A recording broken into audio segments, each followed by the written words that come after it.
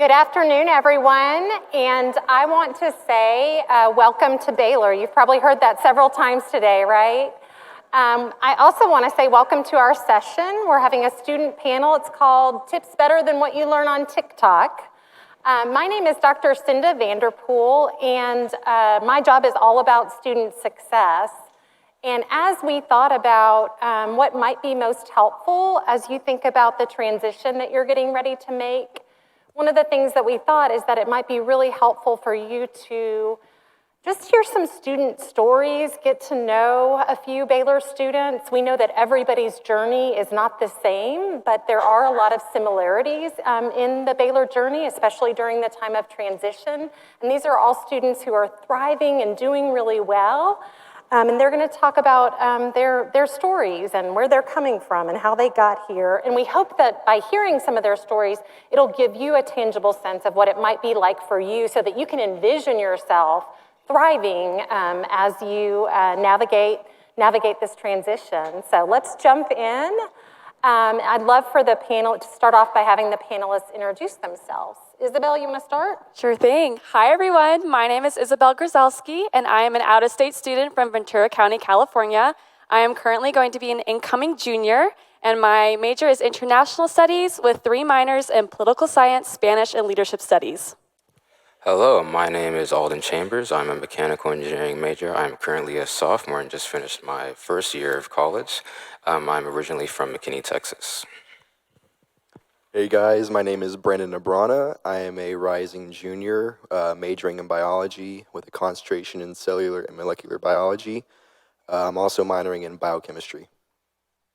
Hello, everyone. My name is Jessica Ford. I'm a senior sociology major with double minors in religion and leadership studies from Allen, Texas.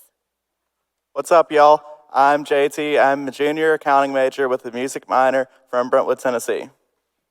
Awesome. So we prepared some questions that we knew might be at the top of your mind, but we also want to let you know that you can text in some question. I have some helpers in the back who are going to try to answer some of those questions as you text in, and then she'll be texting me if there are any questions that many of you are asking, so we look forward to hearing from you.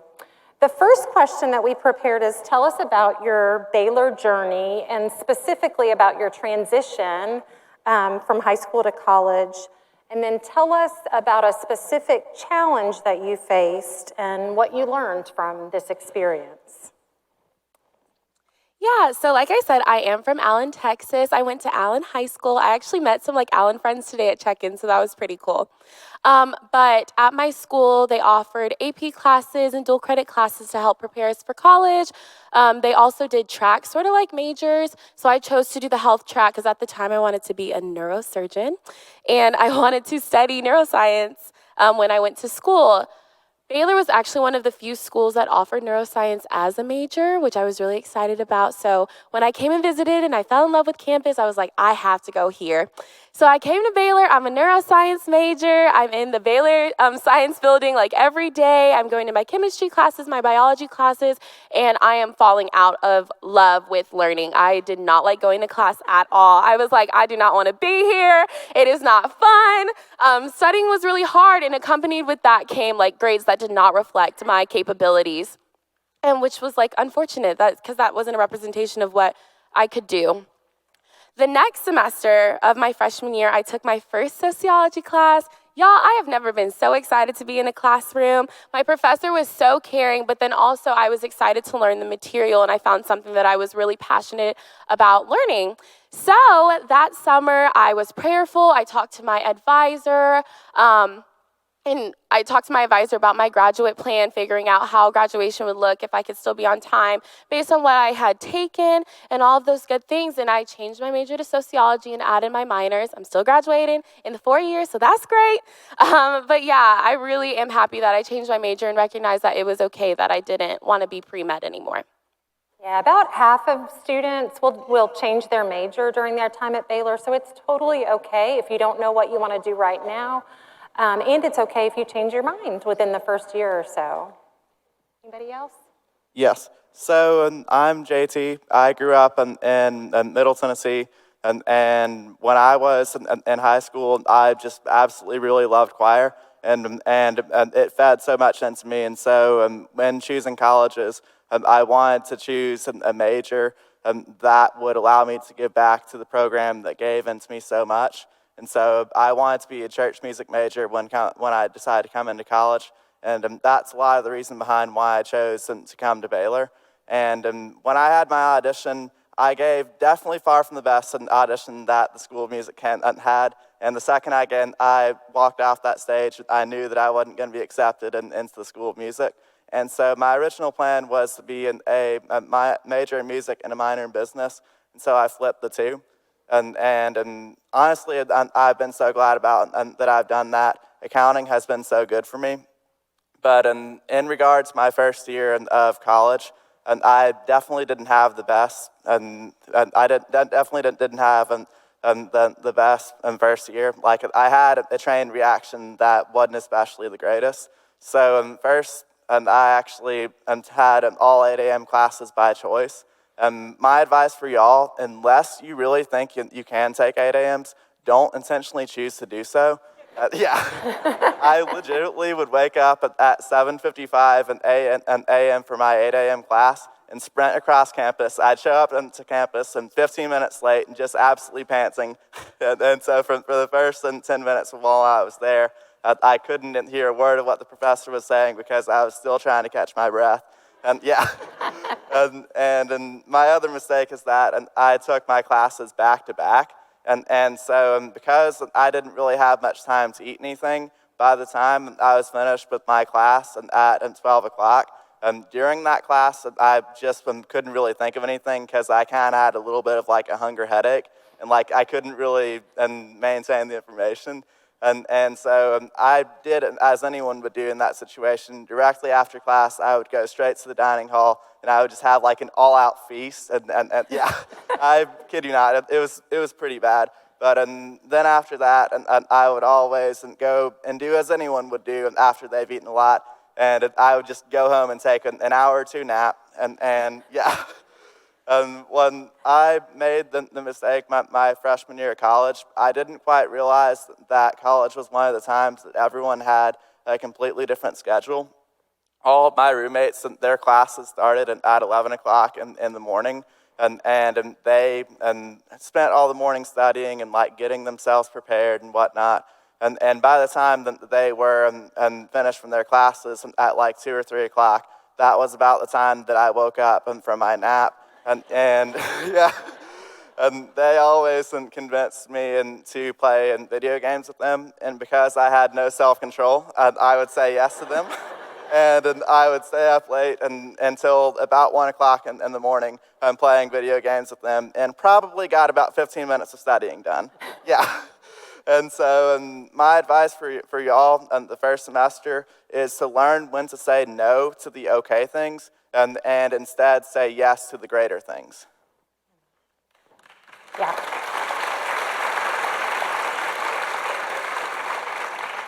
Yeah, some good words of advice. We are going to be talking about time management several times during our session. I did want to point out that as you entered the hall, there is a green postcard that's called Hit the Ground Running with some tips for students, and then the yellow ones are for parents. I do have some helpers in the back. If you didn't get one and you want one, please feel free to raise your hand, and there'll be some people. All right, our next question is really talking about academic success. How did you experience the transition from high school to Baylor? And I'm going to pick on Alden in particular because he just finished his first year. So really, 1 year ago, he was, in the same position that you're in now. So Alden, talk about your academic transition. Coming into college, I didn't entirely know what to expect. I mean, coming through high school, I kept hearing that it's just like this mountain of a thing that just was very intimidating for me.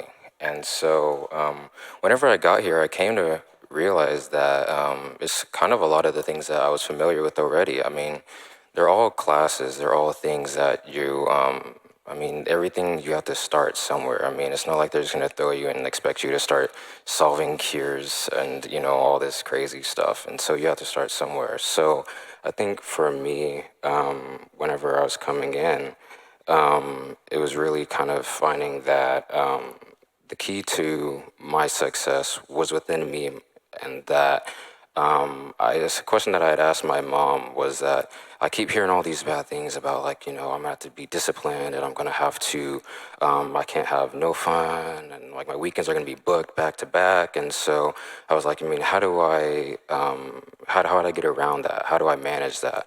And so, her answer was that if you have discipline and you have good time management, then things will turn out for the best. And so I followed that. And so it turned out to be that my first year did go well because I followed that. And so with applying discipline and time management, I came to realize that that mountain wasn't so big, and that I was able to cut it down to size, slowly applying different techniques and learning new things and how to approach my study schedule.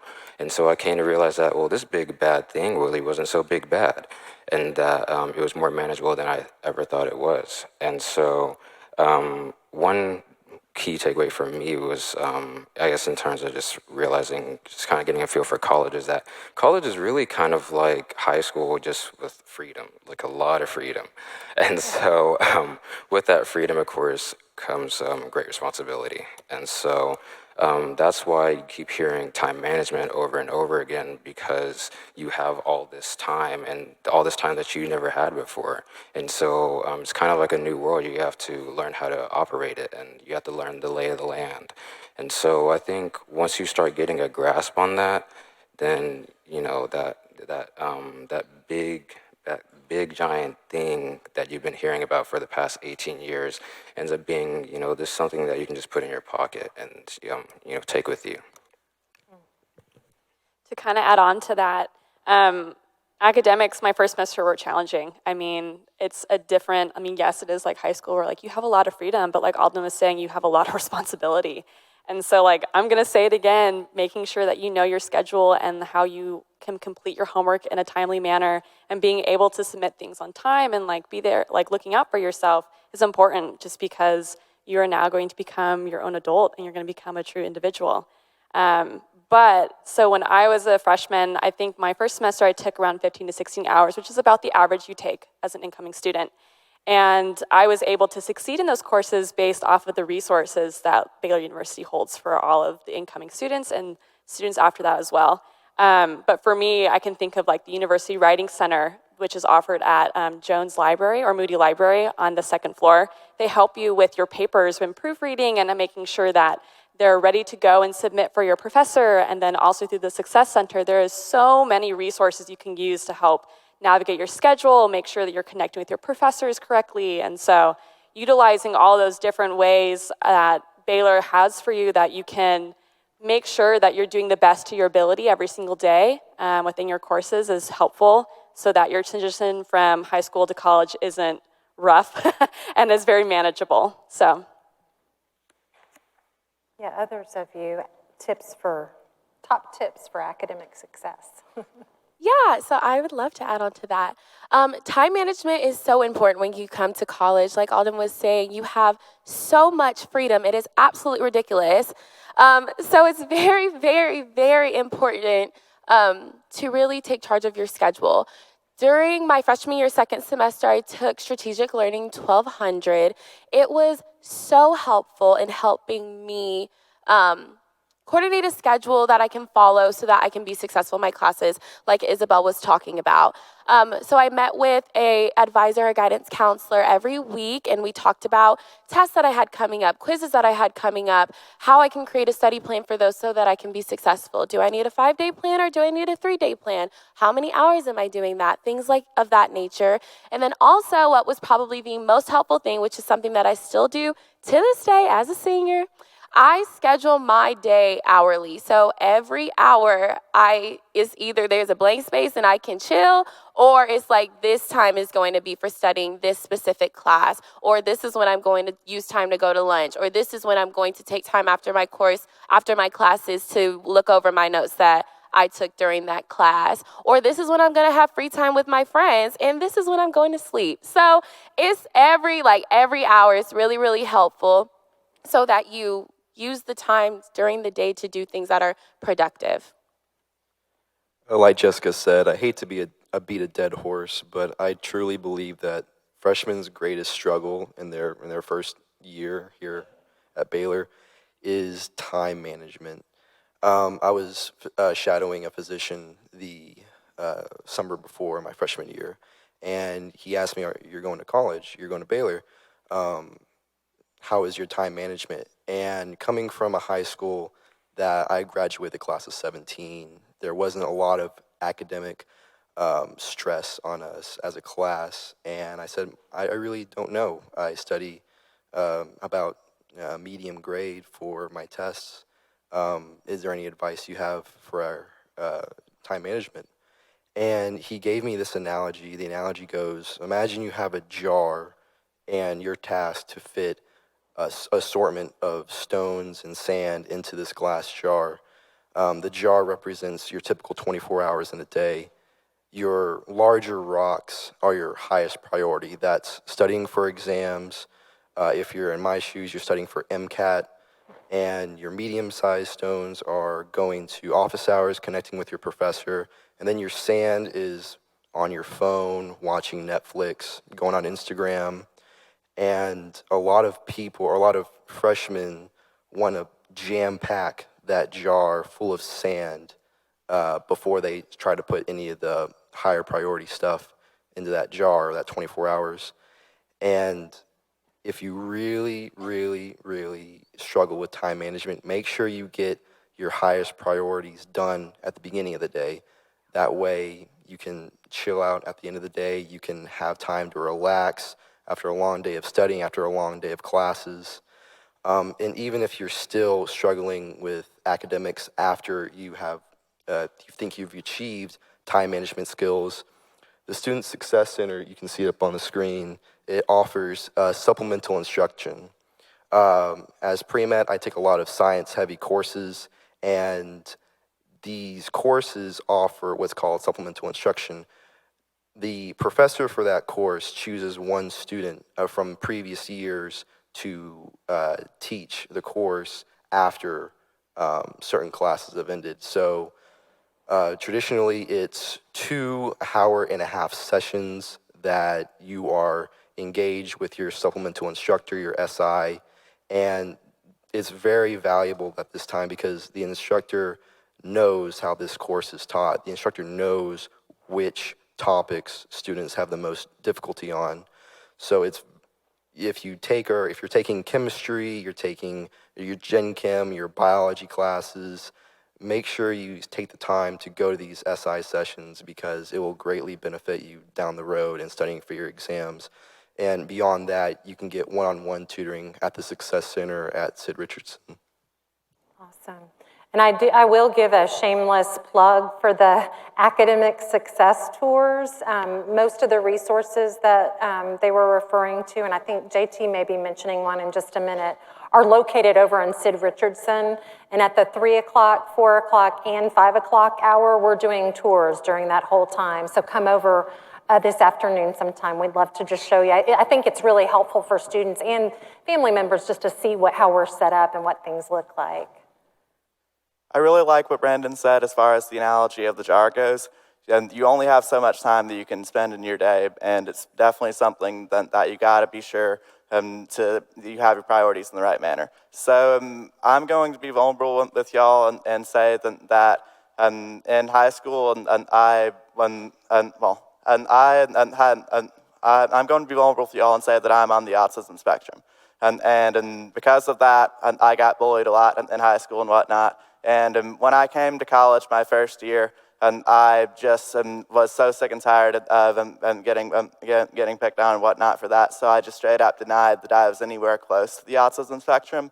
And man, that was a problem for me. And because of that, and I did not seek out accommodations that could have helped me. Baylor has this office that accommodates people that have disabilities, mental or physical and whatnot. It's the Office of Access and Learning Accommodations. And I did not use it my first semester of college, but ever since I started using it, I've noticed that it definitely has benefited me. My personal accommodations that I have extended time on testing, as well as I have the access to use the testing site. And it's very beneficial. And my advice for you is that, and if you have accommodations, to go out and to seek them. Because of HIPAA regulations, no one will know the reason behind why you have your accommodations. And so if you're insecure about it like I was, that shouldn't be a worry for y'all, and simply because of the fact that literally no one will know it other than your old advisor. And so my advice for you is that Baylor has so many resources, and what truly makes someone, in my opinion, is how they take advantage of the resources that they have to make the best of the situation. Yeah, thank you. Takes courage, right? One of our tips for success. Thanks so much for sharing that, JT. OLA is the Office of Access and Learning Accommodations. If you are somebody who was on a 504 plan or anything like that in high school, we encourage you to stop by there. They're open between 9 and 4 today and tomorrow, so anytime you could meet with one of the accommodation specialists. Of course, the way that accommodations look in college is very different from high school, so you'll have the opportunity to learn about that in a one-on-one appointment. All right, next question. What are your tips for building relationships with faculty? I talk to a lot of students as they're starting their Baylor journey, and it is one of the things that comes up fairly commonly, like, oh, it seems so intimidating to approach somebody who's been studying their discipline for 10 or more years, does research and all this kind of stuff. So what tips do you have, and why is this important for students? I can speak on that. So, on that note, I did this a year ago, and I can say I too was pretty intimidated by my professors. Something that I realized that kind of surprised me was that almost all of my teachers had PhDs, and they're all doctors, and so it's understandable to be pretty intimidated when the person that that's your professor has been teaching your class for since 2004 or something. And so something that kind of helped me get through that, or kind of break that icebreaker, was to kind of a method that I used was to sit at the front of the class. And I think that it's something simple, but it helped me out a lot. Whenever you sit at the front, you're up front, you're experiencing your professor's gestures and the way they talk, how loud they talk. You really kind of, it's kind of like one of those unspoken, I guess, relationships that kind of just end up being built because you're right there every day. And so I think for me, that kind of made it a little bit easier for whenever I wanted to approach my professor in a conversation. For me, I have an example that I can allude to, which is from my most recent semester, which is spring semester. I had a great text professor that I sat at the front. I went through the first couple of weeks, just kind of feeling the class, and so a few times I was like, I went after class and just kind of started talking. And we had essays, and so whenever I was asking for feedback, I found that his responses were a lot more personal. They were, he had read and gone through my essay and was able to give me some honest feedback on where I could improve, or maybe this was really great. And so it really helps you build a deeper bond with your teachers, because I think at the end of the day, you have to realize that your teachers are resources as well. They're there to help you. A big thing for me was realizing that, I'm here. I mean, Baylor, it's not cheap. I mean, any school is not cheap, but especially Baylor. And so, you're here paying this sum of money. And so, I think at the end of the day, it's like, you've already done your part. All you have moving forward is to gain. You have everything to gain in asking that question.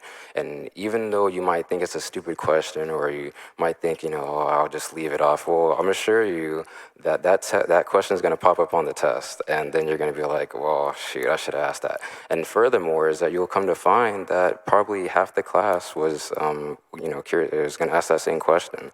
And so you might actually solve that question for a bunch of other people.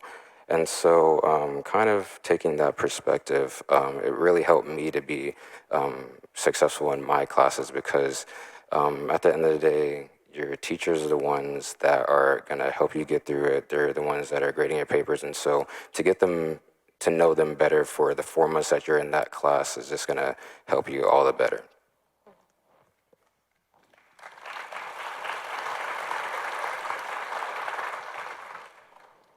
Yes, I also do agree. It can be very intimidating coming up to your professors and having a conversation with them.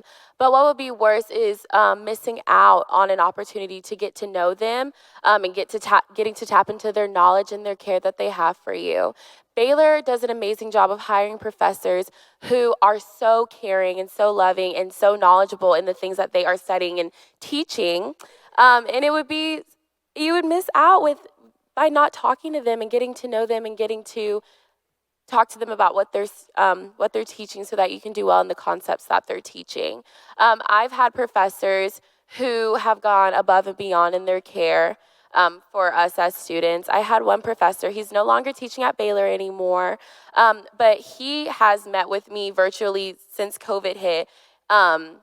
On Zoom, and he would talk to me for like 2 hours telling me about post-grad information, what I need to do about the GRE, the options that I have with my sociology major and different things like that. I've also had a professor who has made me feel so cared for in the classroom and creating an atmosphere that is really authentic and caring, where the students also care about each other.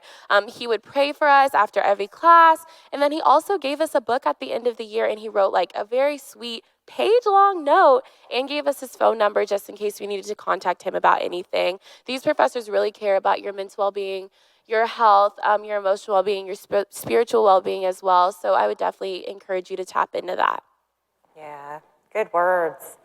I can definitely underscore the fact that we hire faculty members who really want to interact with undergraduate students. That's really part of the interview process. I've been part of that.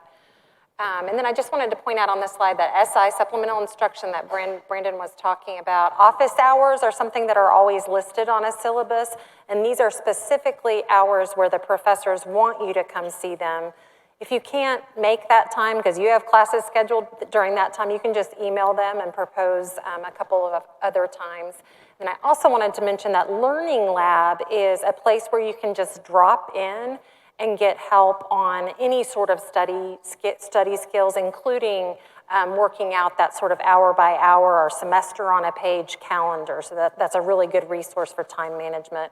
Again, that's all within the Success Center. We're going to change gears just slightly and talk about more of the social aspects, because we know it's really critical for you as a student to feel like you belong here, to feel like Baylor is home. And so I just wanted to ask a couple of our panelists, what helped you feel like you belong here at Baylor? I think one of the greatest things that Baylor and a lot of other colleges do is they require you to stay on campus your first year. And on paper, to a student, that might not sound like the best thing. You want to stay off campus. But I greatly underappreciated how much that helped me socially and academically. I lived in Earl Hall first semester and second semester, and the amount of the amount of friendships that I built just within the first 3 weeks alone, I have kept these friendships like really close to me. I've met some of my greatest friends, all of which I still talk to. I'm probably gonna go see them later on today, but it's really important that you explore Baylor, you explore other people, and you get in contact and close with people that share the same passion as you. So Earl Hall is the Science and Health LLC, a living learning center, and it's most predominantly filled with pre-meds, pre-dent, a lot of science majors fill that residence hall. And you will get greatly plugged into the community. Trust me, you'll spend long hours up studying for a test that you forgot about. You'll cram for at the last second.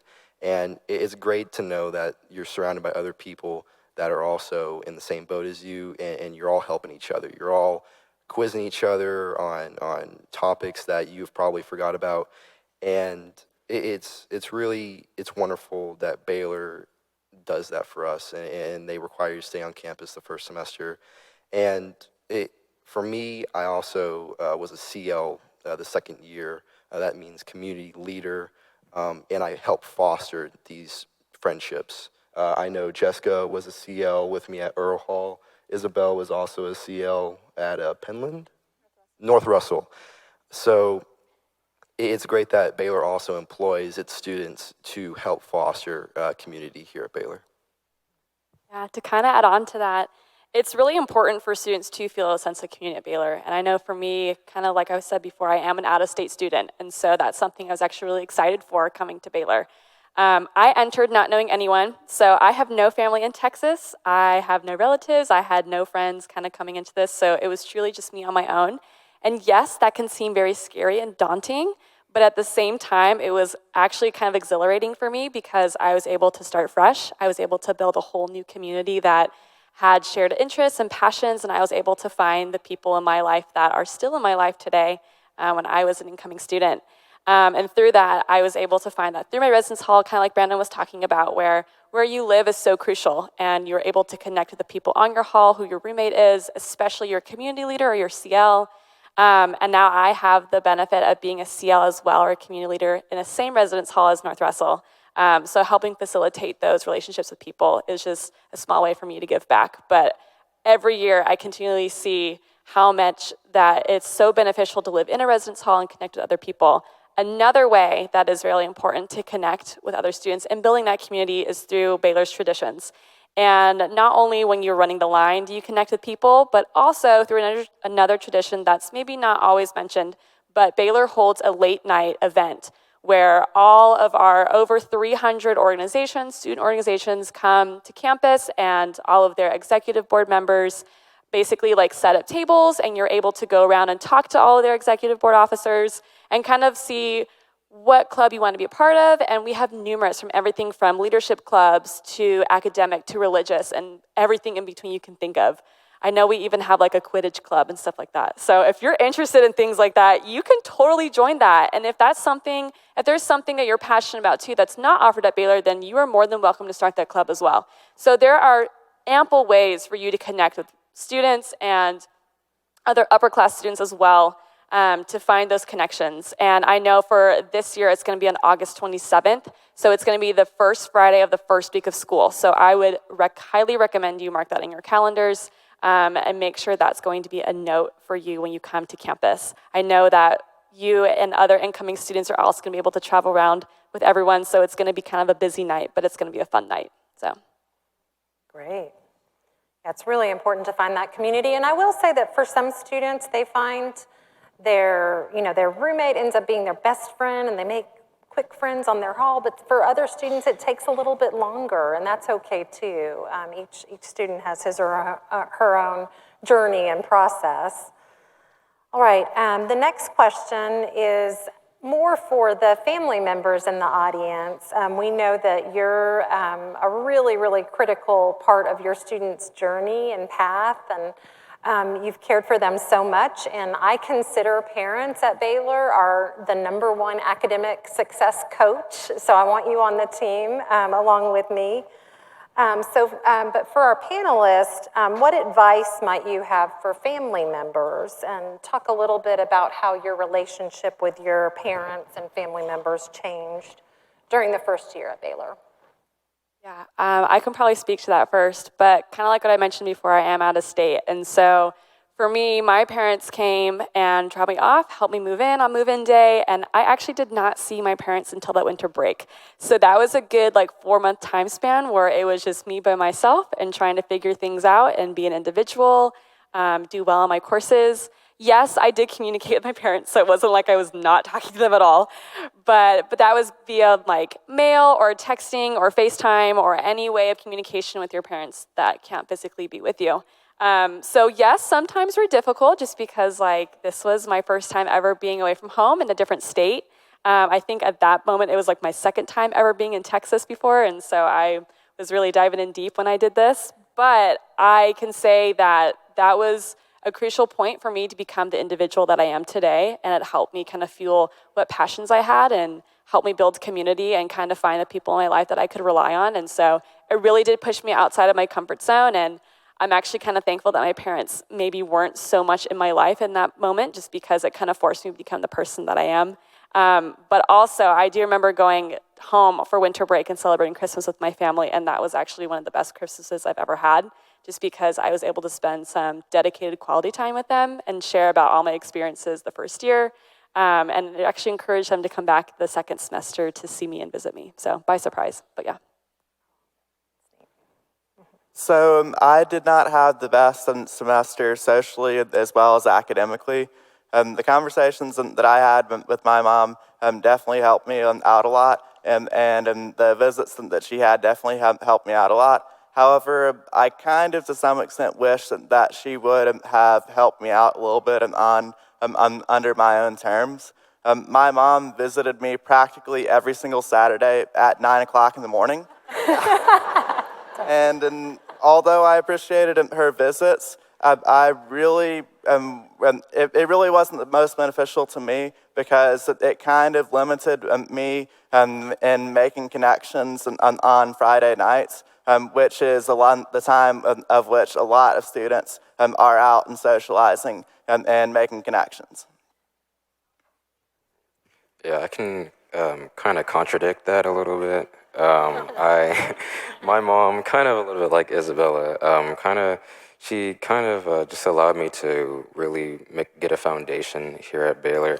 Even though she was 2 hours down the road, not like in another state, but even though she was 2 hours down the road, she kind of knew that I really needed to really spread my roots here at Baylor.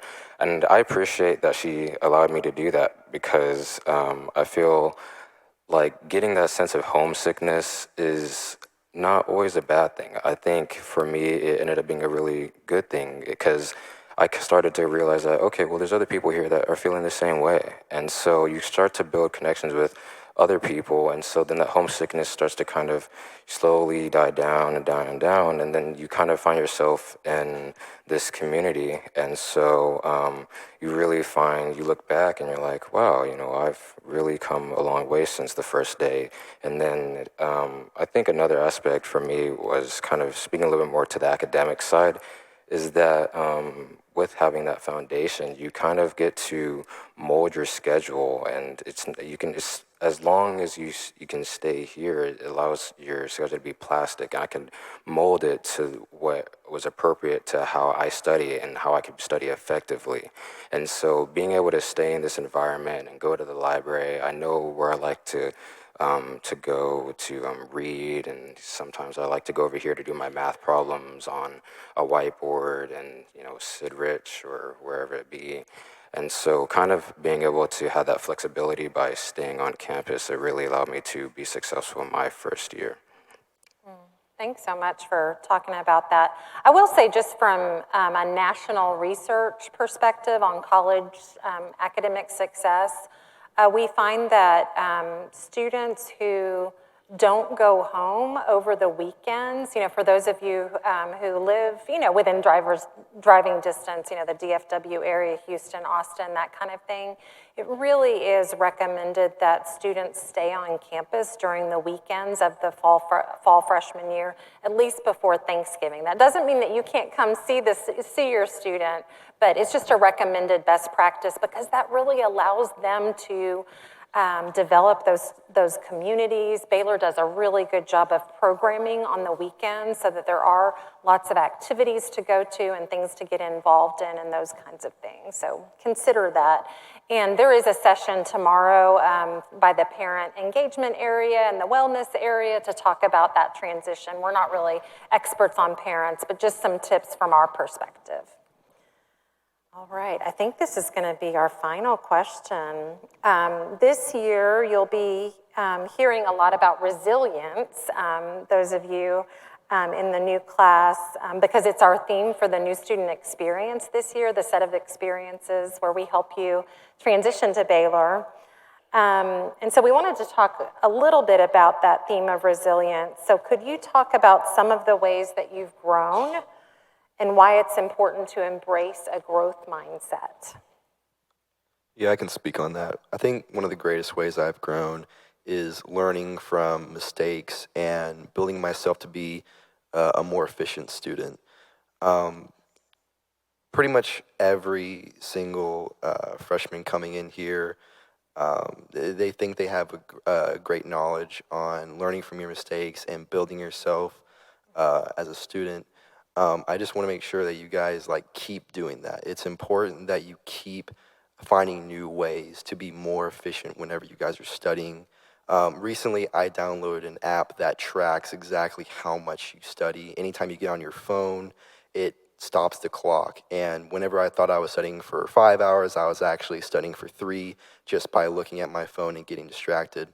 And that can tie into your performance in class. If you find yourself thinking you're studying for a test efficiently, and then you take the test, and then you get not so good of a grade, or not as good of a grade as you expected to, go back and look at actually how much you studied, and you'll probably be surprised by the amount of time that you thought you put into studying versus how much you actually put in. And I think one of the biggest things you should take away from your first year or your first semester is using your failures as a lesson. If you're not finding out how you can grow as a student, and if you're not finding out how you could have studied better for a test, make sure you just keep digging and adapt to your study, adapt to the class that you're taking. For me, I studied for a class like sociology, extremely different from the way I studied for a class like OChem, organic chemistry. Sociology is a very memorization-based course. It's you looking and making sure you understand the terms. And then OChem is very much doing practice problems, synthesis problems, and you develop a learning of the actual skill that goes into starting from one product and going to a different product. So making sure you understand yourself and the way that you study best for a class is extremely important to your success academically. Just to kind of add on to that too, we've talked about numerous opportunities for first-year students to actually be involved in for community and also for academic success, but the person who's going to be able to do that is you. And it all comes down for you to have the courage and the confidence to go reach out for those opportunities. And I highly encourage you to do that and recommend that you do. I was encouraged when I was a first-year student, and I seized those opportunities and was able to go for it just because I thought, what is there to lose? There's so many benefits to going to these opportunities and having these ample ways for you to connect with others that they're basically just handed to you. And that's kind of an amazing way to be able to start building that community and building that academic success. This is also an area where you can grow as an individual as well. And in your confidence and in your courage to be able to seize these opportunities, you will see the benefits even 2 years from now when you're in my shoes. So the courage and confidence you have now will open so many doors for you that you'll be thankful for it later. I know there have been several questions that have come in, and we're not going to be able to answer all of them, but I have great news. All of our panelists are going to be able to join you for Dr. Pepper Hour, so please join us for Dr. Pepper Hour. It'll be outside under the tents, my understanding is, in front of Waco Hall. So thanks so much for being here. I know that you'll enjoy getting to know them. We're not quite ready. We did put our email addresses if you guys want to follow up with questions. And I have asked Jessica to give a final tip for your success. Jessica, do you want to close us out? As we close this panel, I know that I speak for the entire Baylor family when I say that we are so happy that y'all are here and a part of the Baylor line. Our biggest encouragement to you as you go and take on these steps as a college student is to take the posture of a learner. There is such joy in being a novice because that means that there is so much to learn and there is so much for you to grow in. And that might look like stepping out of your comfort zone and talking to somebody in your hall, or letting your pride go and asking for help in an academic session, or going to the tutoring center. So we just want to welcome you and say that we're so excited that you're here. Get excited because we're excited. Blessings on your journey. Thanks so much. Great job.